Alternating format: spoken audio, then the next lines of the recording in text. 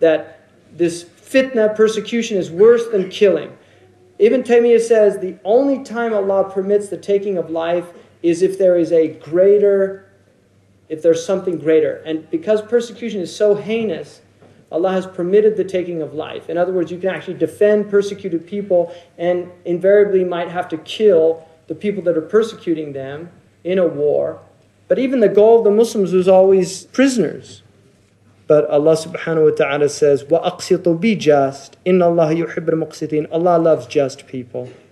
إِنَّمَا الْمُؤْمِنُونَ إِخْوَةً. The believers are brothers. Now, that does not mean that human beings aren't brothers. That means that the believers are immediate brothers. It's an immediate family of brothers and sisters. And you take care of your own by extension. The first people you take care of are your immediate relatives. The next people you take care of are your neighbors, even if it's a Jew or a Christian. If your next door neighbor is a Jew or a Christian or a Buddhist, they have haqq al-jar. And they have more right to your charity and your goodness than people in distant places. And that's our sharia. And then it extends out. But Imam, in the hadith in which the Prophet ﷺ said, لا يؤمن أحدكم حتى يحب لأخيه ما يحب لنفسه. None of you truly believes until he loves for his brother what he loves for himself. Imam Nawawi, in his commentary, said, and this includes non-Muslims because they share the ukhuwa of Bani Adam, the brotherhood of Adam, humanity. That there are brothers in humanity, our sisters in humanity. And that's what this is about. And the reason I'm against Bani Islam is because I don't believe the Muslims even think that anybody but Muslims can become Muslims. And where did they all come from? I mean, someday, some long time ago, one of your ancestors said, Ashhadu an la ilaha illallah wa ashhadu Muhammad Rasulullah. That's where you came from.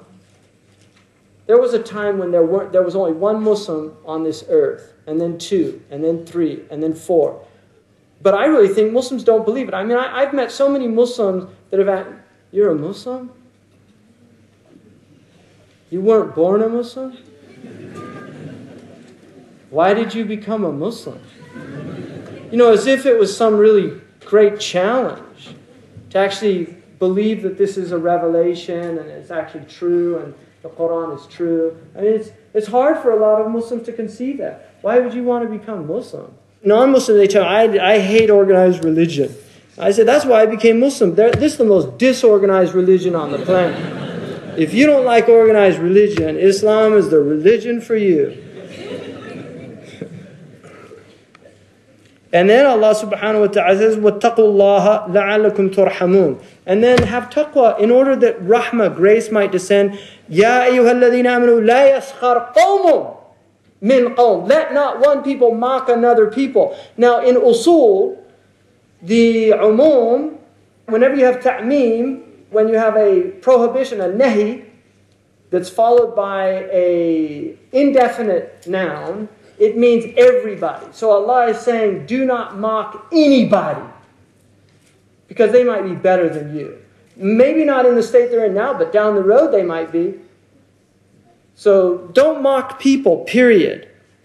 And women don't mock other women, because maybe they're better than you. وَلَا تَرْمِزُوا أَنفُسُكُمْ. Right? Don't humiliate yourselves. Don't call each other names. بِئْسَ الْإِسْمُ الْفُسُوقُ بَعْدَ الْإِيمَانِ. Calling each other derogatory names. وَمَنْ لَمْ يَتُوبْ فَأُولَٰئِكَ هُمُ الظَّالِمُونَ. And if you don't repent after doing this behavior, then you're amongst the oppressors. يَا أَيُّهَا الَّذِينَ آمَنُوا اجْتَنِبُوا كَثِيرًا مِنَ الظَّنِّ. Avoid suspicion, because some suspicion is sinful. وَلَا تَجَسَّسُوا. And if you suspect, don't spy to confirm your suspect. I mean, this is a deep book. And if you spy, وَلَا يَغْتَبْ بَعْضُكُمْ بَعْضًا. But if you spy and find out something's wrong, don't go and spread it around. Don't go backbiting. It's all very clear. Because you want to eat dead people's flesh, فَكَرَهْتُمُوهُ. You find it detestable. Well, that's what the spiritual reality of backbiting is. وَاتَّقُوا اللَّهِ. Look at all the times taqwa, taqwa, taqwa. وَاتَّقُوا اللَّهِ.